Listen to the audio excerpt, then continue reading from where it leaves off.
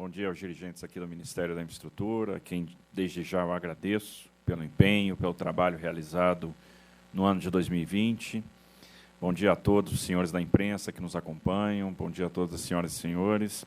Uma alegria estar aqui num evento que já está se tornando tradição, que é essa prestação de contas, né? É o nosso dever prestar contas, dizer o que foi feito ao longo desse ano de 2020, projetar aquilo que será feito no ano de 2021, ou seja, fazer o nosso balanço.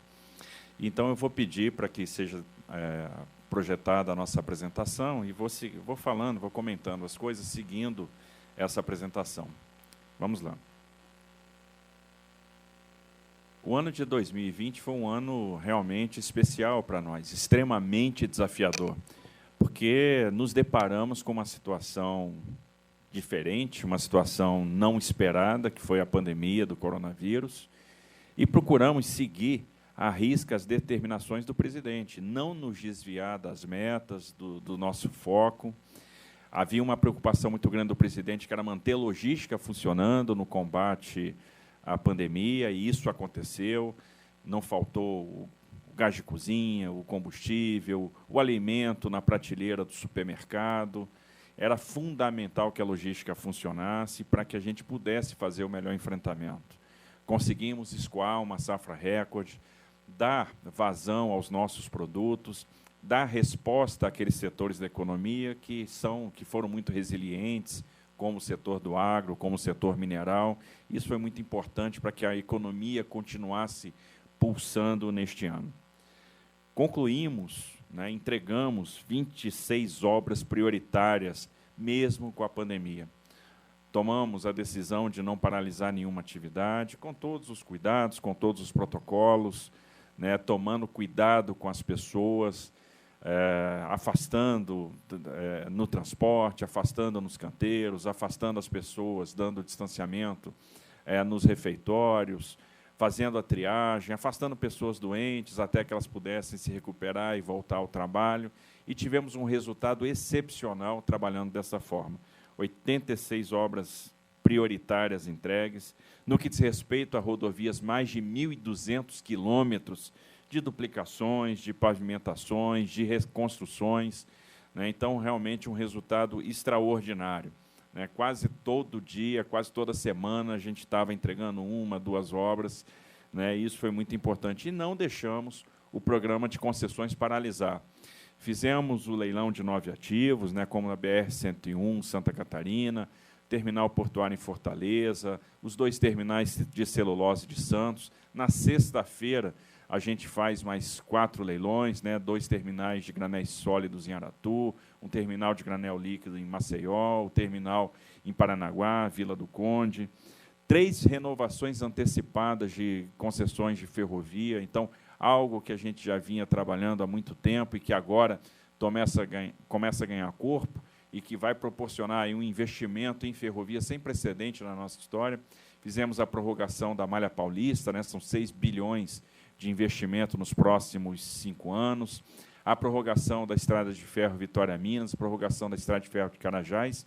Essas duas representam 17 bi de novos investimentos, alguns investimentos novos, como a construção da Estrada de Ferro F-118, que começa a partir dessa prorrogação. Então, a gente vai ter a construção do ramal de Cariacica a Panchieta e a construção da ferrovia de integração do Centro-Oeste.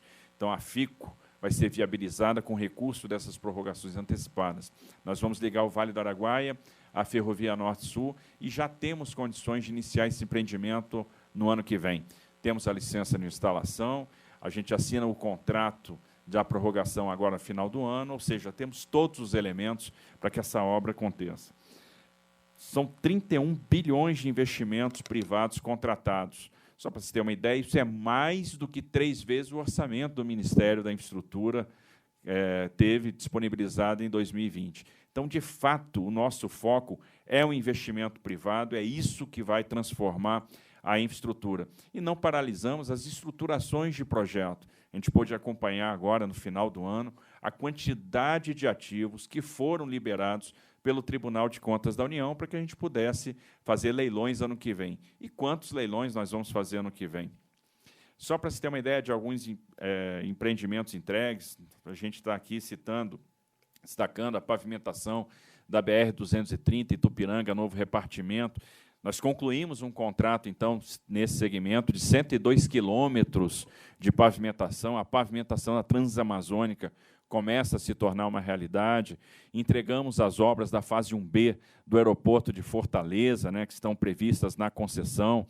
Entregamos esse ano 74 quilômetros de duplicação da 116 Rio Grande do Sul, e com esses 74 quilômetros a gente chegou à marca de quase 121 quilômetros duplicados.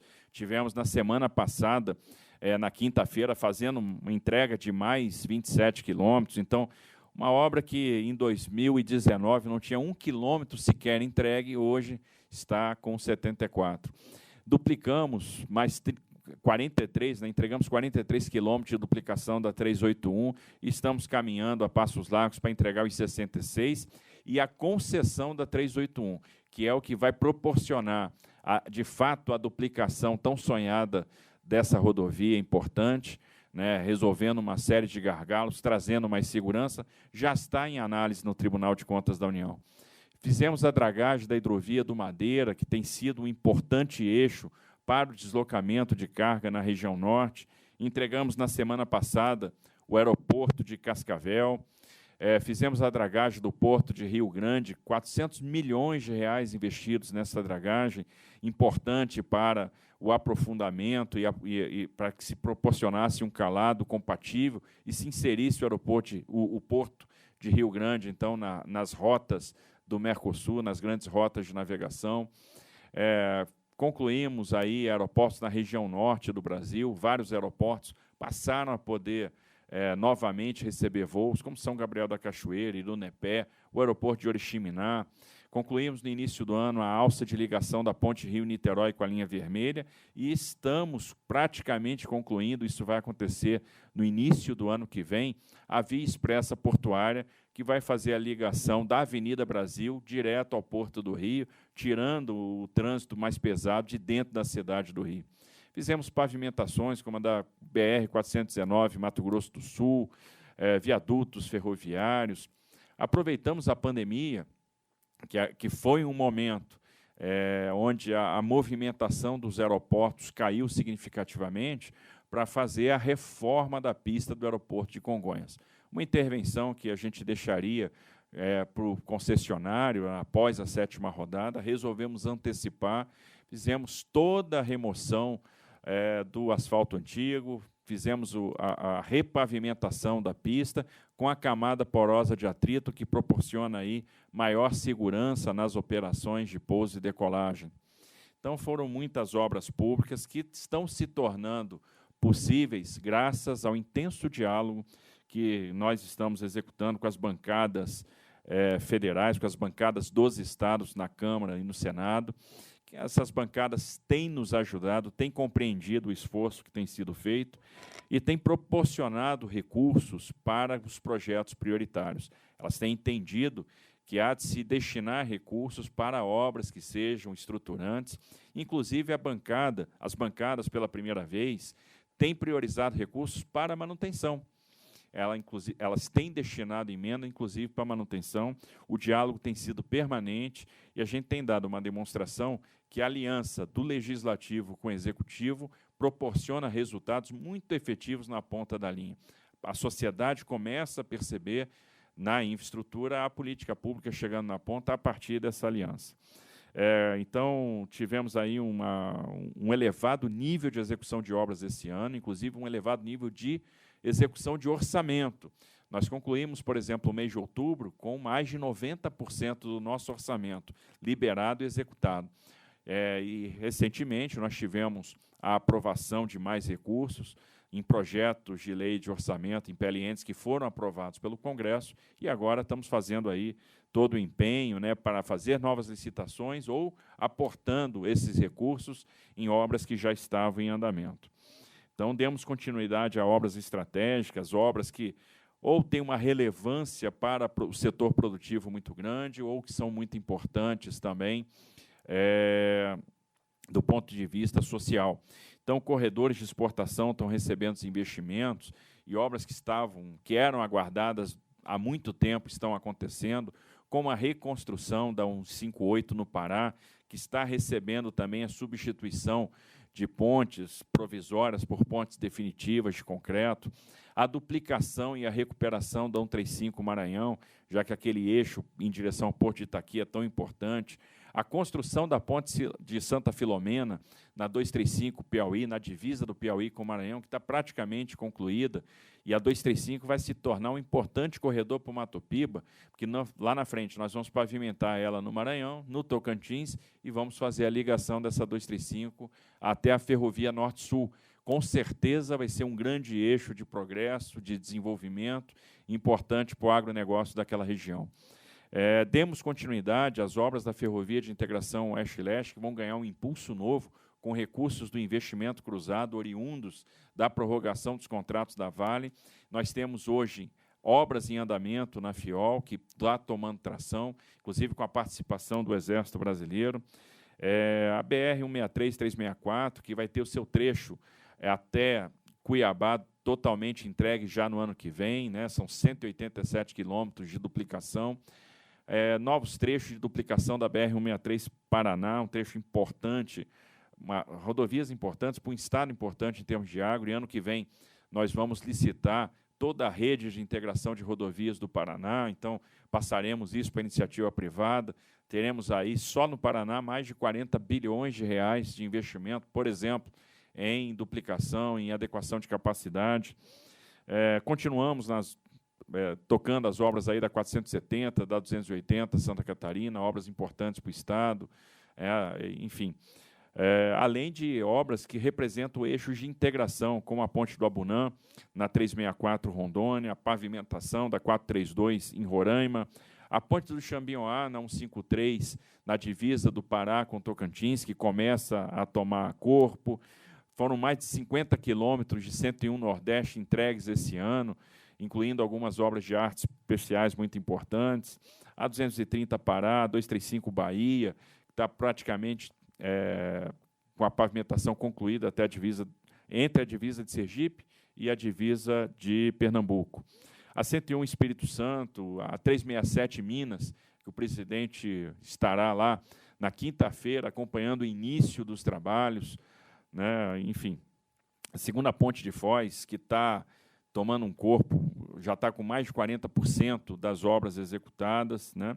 E algumas obras nossas que têm impacto na mobilidade urbana, como é o caso do Anel de Fortaleza, que está bastante adiantado, praticamente concluído, vai ser concluído no ano que vem. A BR-493 Rio, que a gente abre uma licitação agora no dia 21 de dezembro, para fazer intervenções importantes que vão proporcionar a conclusão de obras que estavam em andamento e ficaram paralisadas, mas que vão realmente mudar o panorama naquela região. Lembrando que agora em dezembro a gente abre também a consulta pública para concessão da ligação de Rio para Teresópolis, a 116 Rio, com a 116 Minas até Governador Valadares e o arco metropolitano do Rio de Janeiro, né, a 493. A travessia de São José do Rio Preto, que será concluída ano que vem, o anel viário de Aragarças, o aeroporto de Campo Grande, o aeroporto de Navegantes, a 392, com contorno de Pelotas, a BR-158-287, que é a travessia de Santa Maria, além de terminais portuários de pequeno porte na Amazônia e aeroportos regionais. Com tanto empenho, a gente pôde já verificar o resultado muito concreto no que diz respeito à melhoria da manutenção. Nós tivemos um vale em termos de manutenção, isso, obviamente, é muito função da falta de recursos, mas a gente começa a recuperar as rodovias e isso é percebido pela aferição que nós fazemos todos os anos do índice de condição da manutenção. Então, o índice onde a gente está medindo a condição do pavimento, no que diz respeito à existência de defeitos, e também a condição de manutenção, principalmente capina, roçada, drenagem, sinalização, e o que a gente observa é uma melhoria da condição da malha. Então, nós estamos recuperando, apesar do pouco orçamento, a condição da malha brasileira. Então, esse índice chegou num vale em 2018, e desde 2019, então, a gente tem trabalhado para recuperar as rodovias. Então, a manutenção da malha, a manutenção do nosso estoque de ativos é realmente uma prioridade. E isso tem acontecido, os resultados estão mostrando para nós um aumento das rodovias em condição regular e boa e uma diminuição daquelas rodovias que estavam em condição ruim, péssima, graças ao trabalho que tem sido feito aí pelo DENIT. E a tendência é melhorar cada vez mais, porque a partir do momento que a gente está combinando esse esforço com uma grande transferência de ativos para a iniciativa privada, a gente, aos poucos, vai aumentando o espaço fiscal para fazer investimento na malha que que permanecerá sob nossa responsabilidade. Então, realmente, houve uma melhoria na condição de infraestrutura. Outra coisa que chama a atenção e que eu acho que é digna de registro foi a melhoria na percepção dos usuários de transporte, isso detectado, né, pelos itens do ranking de competitividade do Fórum Econômico Mundial. Nós tivemos esse ano um salto, crescemos, né, avançamos em relação à média dos países da América Latina, avançamos 8 posições no quesito qualidade das rodovias, uma posição no que diz respeito à eficiência dos serviços ferroviários. E observe, os investimentos em ferrovia estão começando a tomar corpo agora. É um setor que nós vamos avançar muito com aquilo que será feito, porque nós temos, ano que vem, a conclusão e o início das operações da Ferrovia Norte-Sul, o início do investimento na Malha Paulista, o início da construção da Ferrovia de Integração do Centro-Oeste, o leilão da Ferrogrão, o leilão da FIOL.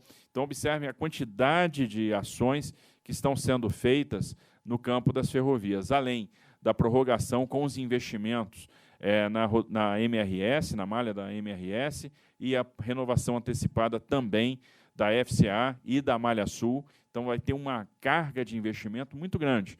Nós já temos 27 bi de investimento privado contratado e nós vamos avançar ainda muito mais com aquilo que está projetado para o ano que vem. Melhoramos 18 posições no que diz respeito à eficiência dos serviços aeroviários. À medida que a gente vai tendo uma carga maior de aeroportos concedidos para a iniciativa privada, a Infraero também cada vez melhorando os seus padrões de eficiência, aprendendo com essas concessões. A Infraero fez um trabalho de saneamento financeiro muito grande, está conseguindo entregar uma quantidade muito grande de obras dentro dos seus cronogramas.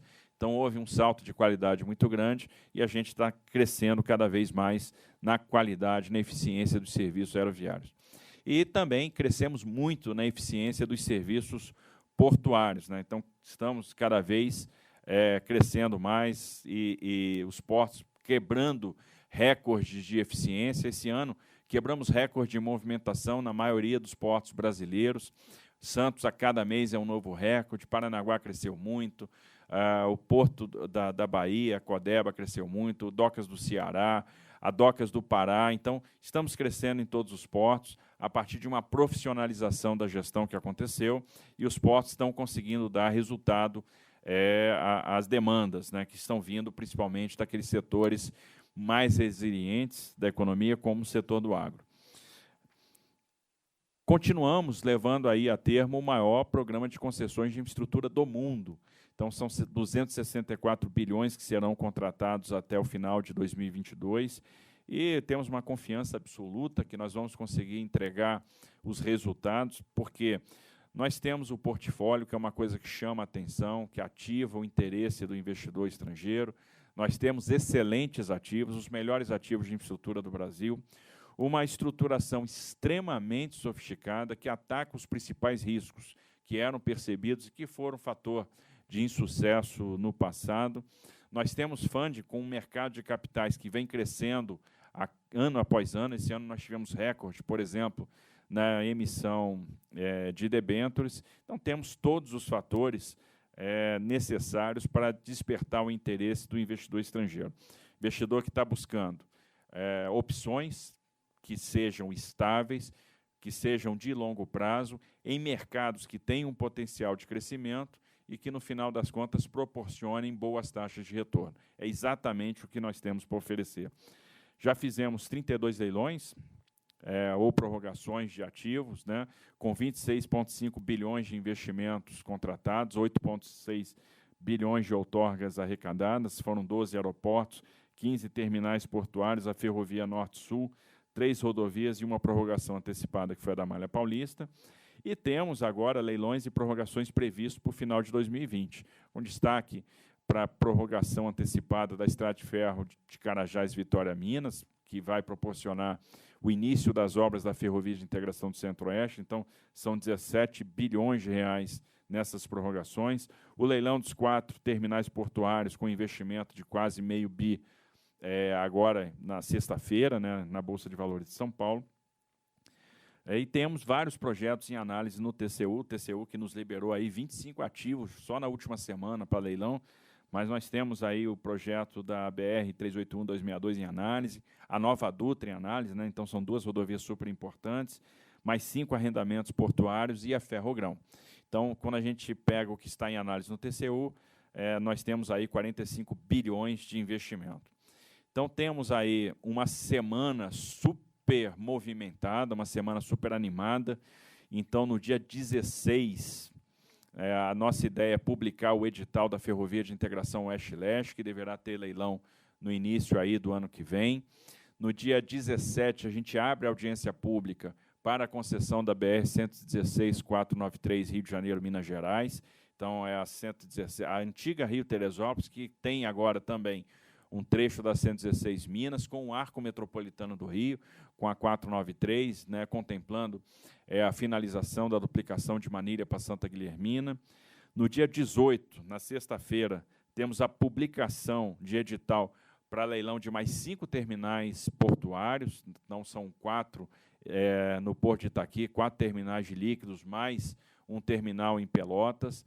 A publicação do edital da 6ª rodada de concessões de aeroportos, com 22 aeroportos divididos em 3 blocos, o Bloco Norte 1, o Bloco Central e o Bloco Sul, e a abertura da audiência pública da CODESA, ou seja, da primeira privatização portuária da nossa história, né, da concessão da operação portuária, com a venda da companhia, além da audiência pública para mais terminais, o PAR 32, PAR 50, o MAC 14 e o MAC 59, e o leilão de 4 terminais portuários, né, com esse investimento projetado aí de R$500 bilhão. Então, observe que é uma semana aí bastante agitada no que diz respeito a concessões, arrendamentos, e vai vir muito mais por aí. Observe que nós já fizemos 15 leilões de terminais, nós temos mais 13 aí na mesa, fora aquilo que está ainda em análise do TCU ou que será estruturado para o ano que vem. Nós temos, ano que vem, os leilões do STS 08, 08A, né, leilões importantes, o leilão do terminal da área de contêiner do Sabuó, enfim. Teremos um ano muito bom, muito importante em termos de realizações no setor portuário. Fora os pedidos, né, de autorização para terminais privados. Nós temos mais de 60 em andamento e isso vai representar as novas autorizações para terminais privados, juntamente com os leilões que nós vamos fazer, mais de 30 bilhões de reais de investimento no setor portuário. Então, ano que vem, nós teremos aí mais de 50 ativos sendo transferidos para a iniciativa privada. Então, teremos uma série de leilões. A ideia é contratar no ano que vem 137 bilhões de reais e investimentos esses que, quando materializados, vão gerar mais de 2 milhões de empregos. Então, temos os leilões dos aeroportos aí nos 3 blocos, o bloco Norte 1, Sul e Central, a venda de participações da Infraero em pelo menos 2 aeroportos, a nova licitação do aeroporto de São Gonçalo do Amarante. Temos a expectativa também, embora não esteja aqui, de fazer a nova licitação do aeroporto de Viracopos, que tem caminhado a passos largos para o seu desfecho. Recuperação judicial caiu, que dá validade ao termo aditivo que foi celebrado. Então, a gente está caminhando a passos largos para fazer esse leilão de relicitação. Uma série de leilões de terminais portuários, e aí eu vou destacar os 4 de Itaqui, o STS 0808A, que é o terminal de líquidos da Lamoa, no Porto de Santos, vai ser o maior arrendamento portuário dos últimos 20 anos no Porto de Santos. Terminais importantes, como o terminal de sal no Porto Ilha, lá no Rio Grande do Norte, e também a venda da CODESA, né, que então vai ser a primeira desestatização portuária da nossa história. Na área das ferrovias, teremos a renovação antecipada da MRS, o leilão da Ferrogrão, que vai ser um dos grandes leilões do ano que vem, além do leilão da FIOL. Então, esses leilões de ferrovias a gente conduz e aguarda com todo carinho. Teremos nas rodovias o leilão da BR-153, 080, 414, Goiás-Tocantins, então o leilão da Belém-Brasília, né, onde nós temos uma carga grande de investimentos. O leilão da 163 Pará, observe que nós terminamos a pavimentação e já estamos transferindo para a iniciativa privada o segmento até Miritituba. O leilão da Nova Dutra, que vai ser um acontecimento, o leilão da CRT, da 116 com a 493, o leilão das rodovias integradas do Paraná, aí são 6 leilões, são 6 lotes no Paraná, né, que nós vamos transferir para a iniciativa privada, 42 bi de investimento, 2 mil quilômetros de duplicação, mais de 3 mil quilômetros de novas de concessões. Então, um esforço muito grande que está sendo feito para que a gente proporcione investimento dentro de uma lógica de tarifa justa, com muitos ganhos operacionais e uma redução de tarifa que vai ser percebida pelo usuário, assim como vai acontecer também na CRT, assim como vai acontecer também na Nova Dutra.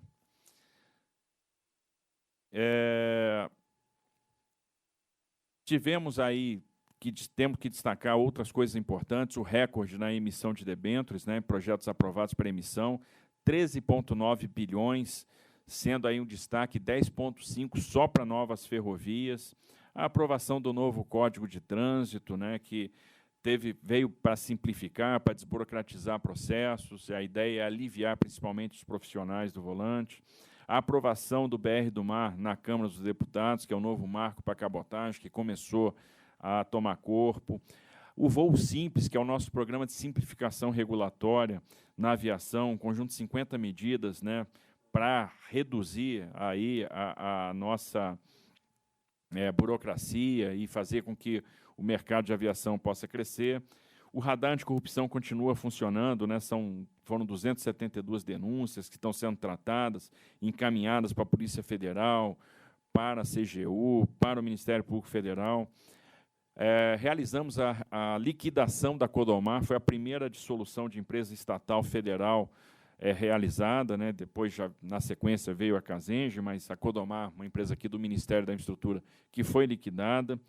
Na pandemia, buscamos no Oriente 960 toneladas de material em 39 voos, uma operação inédita de logística, né, que cruzou 11 fusos horários para fazer com que equipamentos de proteção chegassem nos profissionais de saúde dos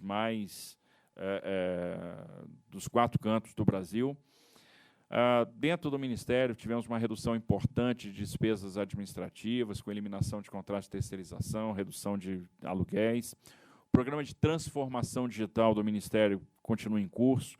Tivemos a conclusão antecipada de 100% da digitalização de serviços ofertado pelo Ministério, 6 meses antes do prazo. Então, hoje, nós temos, na área de transportes e trânsito, 187 serviços digitalizados. A implantação da nova placa do Mercosul, que transcorreu sem sobressaltos, sem sustos, né? A ideia de diminuir o custo e trazer elementos de segurança mais eficientes, como QR Code. O RENAVE e o CRLV eletrônico, né? Então, que faz com que o serviço fique mais acessível e que o custo caia, por exemplo, o custo do Registro Nacional de Veículos em estoque, né? Esse custo de registro fica mais acessível, ele caiu de R$ 160 em média para R$ 40 em média. O CRLV digital também, que já é acessível para todos os cidadãos, né? O cidadão brasileiro vai poder ter a sua carteira de trânsito, o seu certificado de registro acessível no celular. Além disso, extinguimos a taxa de $18 nos embarques internacionais, no setor aéreo, né? E eliminamos, então, essa tarifa de embarque internacional a partir de 1º de janeiro de 2021. Então, foi um ano aí de muito avanço, de muito trabalho, né, de muita dedicação, e a gente já projeta um ano de 2021, que vai ser um ano muito rico para o setor de infraestrutura. Tenho certeza que vai ser um ano de muita realização, e gostaria de registrar o meu agradecimento a todos os profissionais que fazem o Ministério da Infraestrutura, os verdadeiros responsáveis pelos resultados alcançados, Agradeço ao presidente Bolsonaro por ter nos permitido, né, ter essa liberdade de trabalho, de ter essa liberdade de montagem de equipe, e equipe essa que, então, está fazendo muita diferença e está entregando os resultados sempre com muita motivação. A esses profissionais, eu registro aí os meus mais sinceros agradecimentos, encerro por aqui a apresentação e fico à disposição, então, de todos os senhores.